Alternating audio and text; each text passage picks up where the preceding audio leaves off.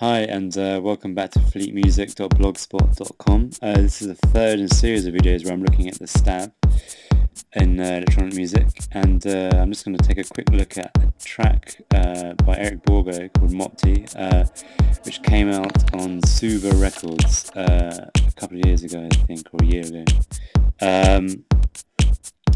We're just going to focus in on one bar of it, and there you can see our stab just before the second and fourth beat, or the second and fourth kick in our one bar loop. To my ears, the stab has a really nice quality. It has a really nice kind of punchy quality, and obviously there's a nice delay on it as well. But it has a real intriguing quality which I tried to emulate, and in all honesty, I completely failed to emulate. So I'd really like if anyone out there had a good idea about how you could synthesize it. I went through the usual processes that I've done in the other videos, where let's take that volume down. So just zooming in on one of them, getting our spectrum up, and trying to ascertain where the root is, and from that point trying to work out the actual chord. So the root in this case might be the B flat. And I think that's the route I went down, so to speak. Yeah, I couldn't quite work out the chord structure at all, let alone the actual sound design. But the lesson here is, I would say, is that by trying to emulate something and then failing, it's not necessarily a bad thing. You can end up with something quite nice. And I ended up with a stab which has a nice kind of techie kind of quality. It's a kind of has a kind of Mike Denner kind of feel to it slightly. It's a very simple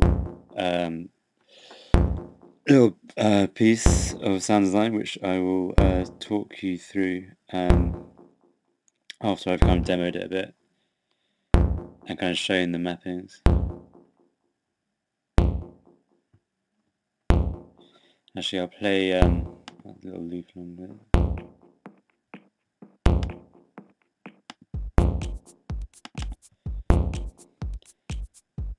There's nothing more really than it's kind of feels maybe a bit different to other stabs I've looked at in previous videos, but it's the same kind of underlying process or way of working something through. Although, as I said, I was completely unsuccessful in trying to emulate the stab in our reference track. But to my ears, it's quite a nice sound, and something which I think I may use sometime in the future. So let me go through everything and explain how I put it together. Let's leave the compressor on. So let's fire off that clip, turn off that loop. So the first oscillator is just a sine wave, and we're feeding it just a B flat minor chord. And the sine wave is just really just giving the overall sound a bit of weight. It's obviously a plain old boring sine wave, which is then going into our filter. Our filter, as in a lot of the previous examples, we're just low passing it.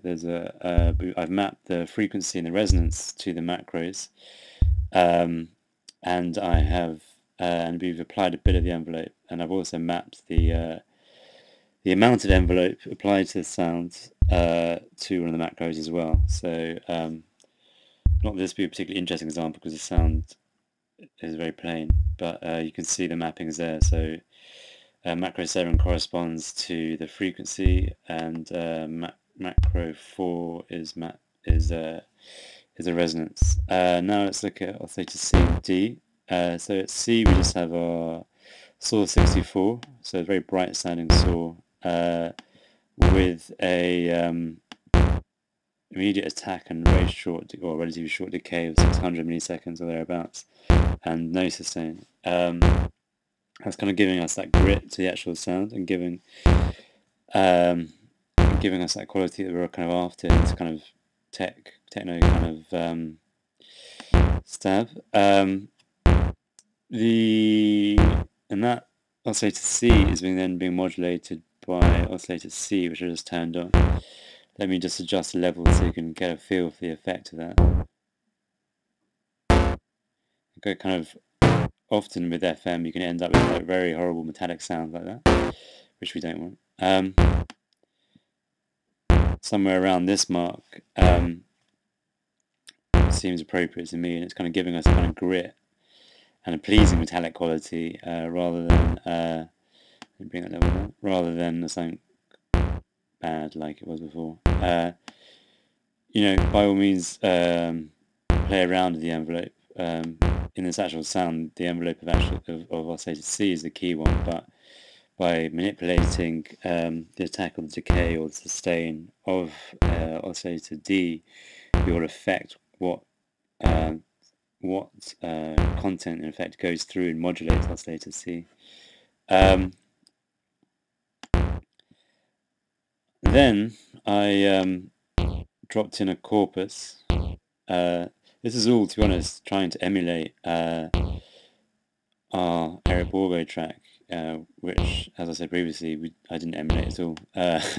But is a good example of how you can end up with something interesting, even if your initial goal was not met. And I just dropped on the I think. Well, I've got a membrane, the corpus, and I think I might have dropped a. I think it might be the punchy snare setting, but I'm not sure. And then I adjusted the tune so that it corresponded to the root of the chord that I was playing. Then moving on down the effects chain, we have a bit of reverb, and then we have good old filter delay, and then we have our compressor. So and then I think the mappings are pretty much gone over, but the other ones I haven't covered are time, which is always a great one to map because it gives you kind of global control of everything. And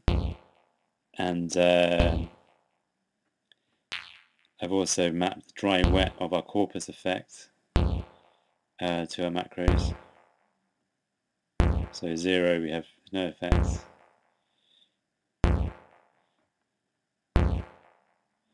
I've also mapped the level of oscillator A, our kind of plain sine. You might feel necessary to maybe put in a kind of fairly simple saw in there.